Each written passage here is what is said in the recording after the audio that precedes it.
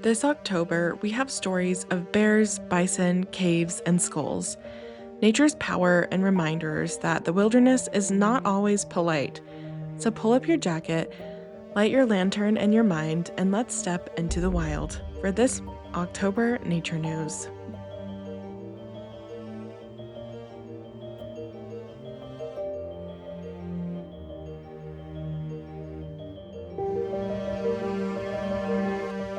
Welcome to Morbid Outdoors, the podcast that ventures deep into the shadows of the wild.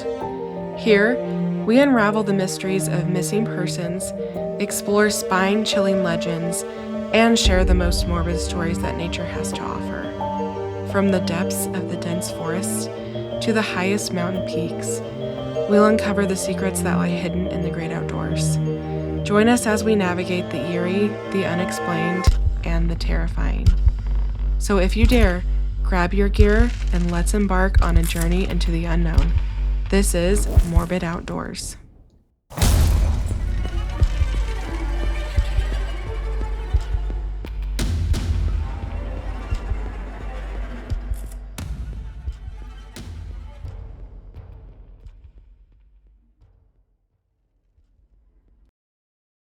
Hello, everyone. I hope you had a great October and I hope you're excited for November. I don't know, November's just kind of one of those months where not a lot happens. I mean, we do have Thanksgiving, but some of us don't really celebrate that holiday. So it just seems like one of those months where it's just like, meh, it's just waiting for the next month to come because there are way more fun things that happen in December. So I hope that you've enjoyed October. This month has been very interesting in regards about nature news because of the government shutdown and all the national parks being largely closed or shuttered. I mean, people are still going, and I've expected to see more articles about misadventures, but I haven't seen as many as I was expecting. So these are all the ones that I could pull together for this episode of Nature News. First, we're going to be going to Fremont, Idaho. In Fremont County, Idaho, near Squirrel Creek on the South Rim, a solo hiker was making his way through heavy timber when a bear charged him from a short distance away, bit him, and then disappeared back into the forest. Wildlife officials say that the incident occurred on a Tuesday afternoon, and the hiker managed to make his way out and seek medical help. His condition was not released to the public, like how he was doing. I just find this incident very interesting because I wouldn't say it was like an attack like we would normally hear about a bear attack. The bear just bit him and then ran away. So I find that highly unusual, and I would say that that's not typical bear behavior. So even when you think you're alone in the forest, you aren't. Bears are wide-ranging and a thick timber route offers them cover. Whether you're making noise, hiking in groups, or carrying bear spray, vigilance matters. So always have bear spray ready. Our next news comes out of my home state of Arkansas. There was a fatal bear attack this month. In northern Arkansas, the death of a 60-year-old Missouri man at a campground has been ruled an animal mauling. Authorities believe a male black bear was responsible.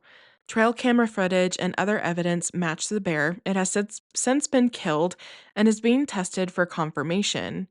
What's especially notable is that fatal bear attacks in Arkansas are extremely rare, the last one confirmed dating back to 1892.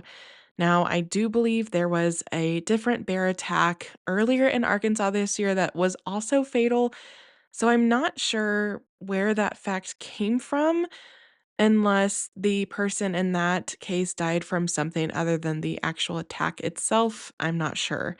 But the takeaway is that bear populations may be increasing or expanding, and these are rare attacks that serve as a solemn reminder. Camping in the wildlands means accepting risk and preparing accordingly. Now let's pivot to encounters that blur the line between human misadventures and nature's consequences. First, we're going to be visiting Colorado. Now, Black Bear Pass is a notorious off road one way mountain path in Colorado, and it's now closed indefinitely after a South Carolina driver ignored warnings, and proceeded up the trail in a rental Kia Telluride.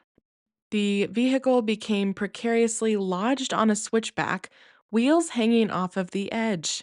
Locals say despite repeated cautions, the driver pressed on, and the result was the pass was shut down. The wilderness isn't a playground for reckless thrills. Hazards in remote terrain, thin switchbacks, one way drops, unstable vehicles are very real. Respect the signage, respect the limits. And in Yellowstone National Park, some campers woke up to find a herd of more than 300 rutting bison surrounding their tents. This national park is home to over 5,000 wild bison, the largest free roaming herd in North America. The rut season or breeding season brings heightened activity and risk. Large wild animals do not check for campers.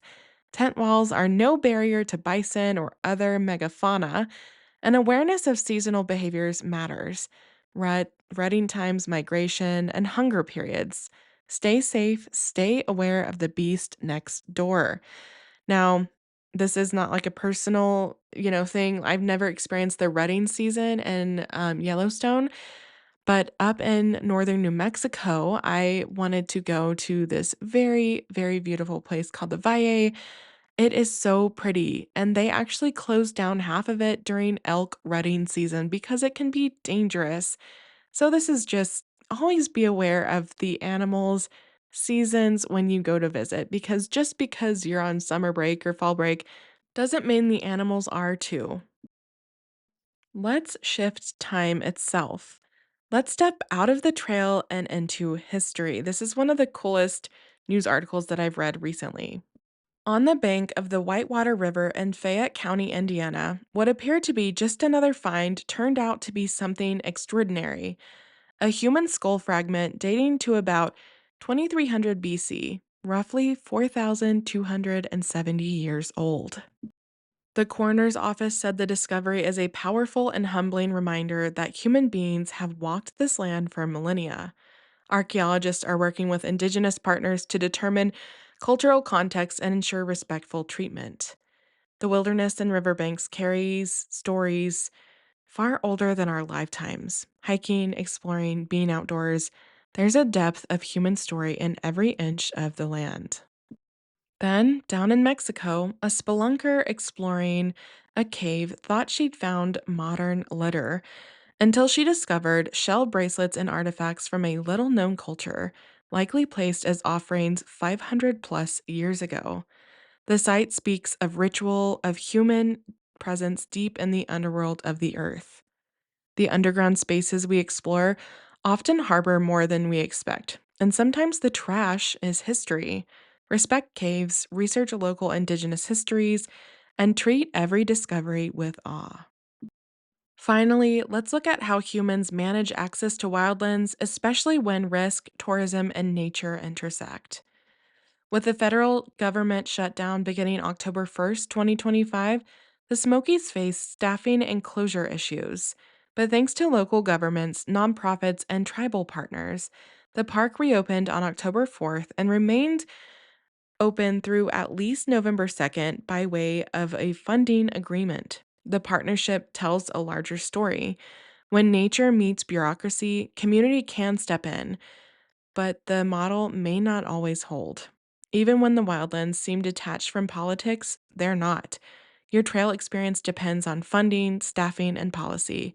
Respecting those systems helps access keep to be open.